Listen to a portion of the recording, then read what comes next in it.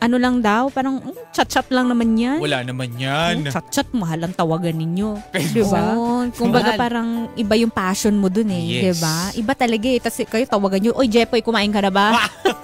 para kayong tropa Parang lang. tropa lang, diba? Nanlamig nga daw kasi. Isang buwan na sila. Isang buwan na silang hiwalay. Pinalayas daw kasi nitong si Jepoy. Pinalayas niya. hindi Agad-agad, naman, no? Oo.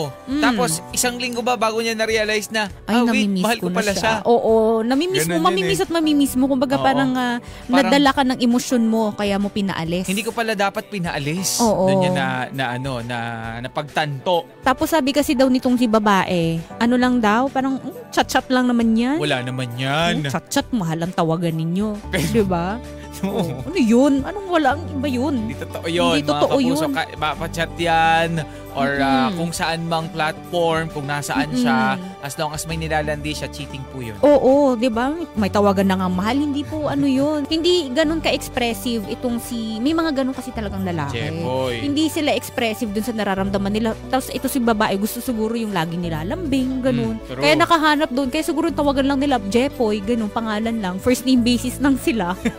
Kasi hindi naman ganun si Jepoy siguro na klase ng tao, hindi sweet-sweet. Yan. Ay nahanap niya siguro doon sa katrabaho.